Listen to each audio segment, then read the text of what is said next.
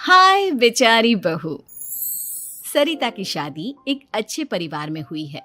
उसका पति रोहन उसे बहुत प्यार करता है। घर में उसकी सास शांति और ननद मीनाक्षी भी है, जो सरिता के किसी काम में दखल अंदाजी नहीं करती। लेकिन फिर भी सरिता को ऐसा लगता है कि दुनिया की सबसे ज्यादा बेचारी बहू वही है और सबसे ज्यादा अत्याचार उसी पर हो रहा है। माँ जी, ये लीजिए आपकी चाय। अरे बहू, तूने इतनी ज्यादा चीनी क्यों डाल दी चाय में? हाय हाय माँ जी, मैंने तो उतनी ही मीठी बनाई है जितनी मीठी आपको पसंद है। माँ जी, आपको तो मेरे हाथ की चाय अच्छी ही नहीं लगती। जब देखो कुछ न कुछ कमी निकाल ही देती हो। अरे बहू, तू एक बात के पीछे ही पड़ जाती है। मैंने ऐसा कब कहा कि तू रोज चाय खराब बनाती है? सरिता अपने कमरे में चली जाती है और फोन उठाकर अपनी माँ से बात करती है।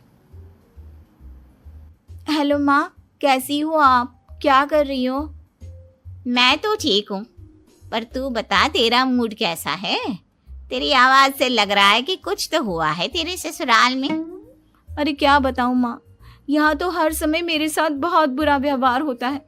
मैंने अपनी सास के लिए इतनी अच्छी चाय बनाई, लेकिन मेरी सास चाय पीते ही मुझे 4 बातें सुना दी। बेटी, तू इतनी छोटी छोटी बातों पर ध्यान ही क्यों देती हो? तुम्हारी सास ने कुछ बोल भी दिया तो क्या हो गया, वो बड़ी है ना तुझसे। माँ ने इतना समझाया, लेकिन इस बात का सरिता पर कोई असर नहीं हुआ।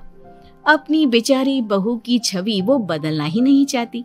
अगली सुबह सब नाश्ते की टेबल पर बैठकर नाश्ता कर रहे थे, तभी सरिता ने अपने पति से कहा, सुनिए जी, मुझे ना आज बाजार से कुछ सामान लेकर आना है। आज आप ऑफिस से आने के बाद मुझे लेकर चलना ना। भाभी, मुझे भी कुछ किताबें खरीदनी है। आप दोनों जा ही रहे हो तो मेरी किताबें भी ले आना।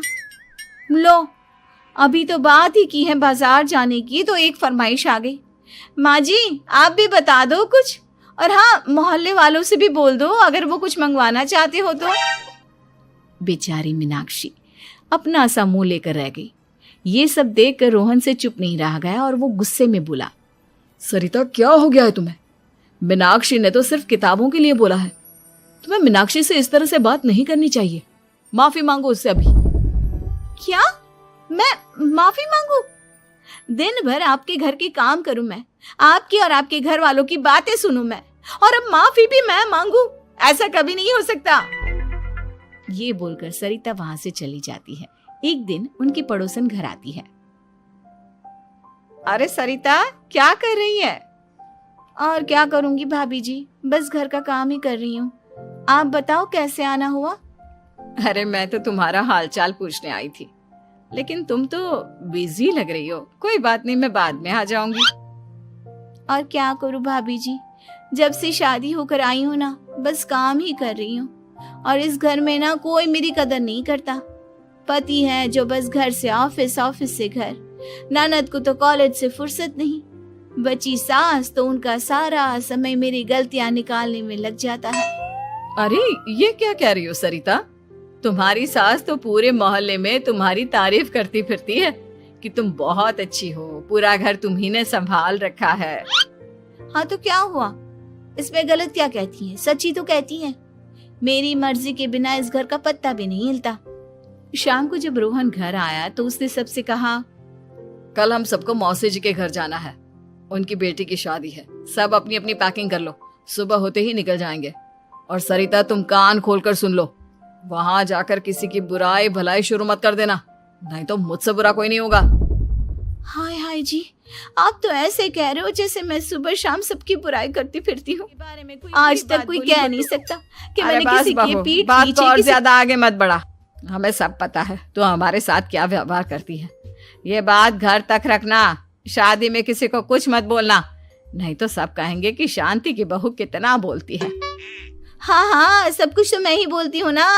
आप लोग तो हर समय फूलों की बारिश करते रहते हो मेरे ऊपर। सारी गलती मेरी है जो मैं इस घर में आई। सबका कितना ध्यान रखती हूँ, लेकिन फिर भी मेरी तो आप लोगों की नजर में कोई कदर ही नहीं है। अगली सुबह सब लोग मौसी जी के घर पर चले जाते हैं। वहां पर शादी का माहौल होता है। सब जगह चहल पहल होती है, बहुत सारे मेहमान आए हैं। सरिता को वहां बहुत अच्छा लग रहा है। वो अपने मन में सोचती है, यहाँ कितना अच्छा लग रहा है, कितनी रौनक है। मैं यहाँ किसी से ज्यादा बात नहीं करूंगी। अगर मेरे मुंह से कुछ ऐसा वैसा निकल गया तो रोहन जी तो मुझसे गुस्सा हो जाएंगी। सरिता ये सब सोच ही रही थी कि वहां रोहन की कजिन साक्षी आ गई और सरिता से बोली, आप सरिता भाभी हो ना? जितना आपके बारे में सुना था, आप तो उससे भी ज्यादा सुंदर हो। हाँ वो तो है, मेरी सुंदरता की तारीफ सब करते हैं। मेरे मायके में तो सब यही बोलते हैं कि रोहन जी की किस्मत बहुत अच्छी है जिन्हें मैं मिली। लेकिन आप कौन है? मैंने आपको पहचाना नहीं। मैं रोहन भैया की कजिन हूँ। आपकी शादी पर नहीं आ पाई थी ना, इसलिए आप मुझसे मिली नहीं कभी। शांति मौसी और मीनाक्षी आपकी बहुत तारीफ करते हैं। क्या कहा तुमने? मेरी तारीफ? कभी नहीं। मेरे ससुराल वाले कभी मेरी तारीफ कर ही नहीं सकते। मैं इतनी अच्छी हूँ, मेहनती हूँ, लेकिन उन्हें तो मेरी कदर ही नहीं। सारा दिन घर का काम करती हूँ, फिर भी मेरी सास ना मुझे सुनाती रहती है, और पति भी मेरी सास की साइड लेते हैं। ना कभी बाहर ले जाते हैं, ना कहीं घुमाने। अगर घुमाने के लिए कभी बोल भी देना तो उनकी बहन बीच में आ जाती है। मैं कैसे रह रही हूँ उस घर में, ये मैं ही जानती हूँ। सरिता की ये बातें सुनकर साक्षी को बड़ी हैरानी हुई।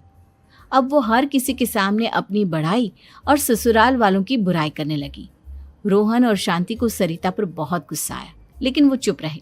अगले दिन जब वो अपने घर पर आए, सरिता, तुमने क्यों सबके सामने मेरी इज्जत का तमाशा बनाया?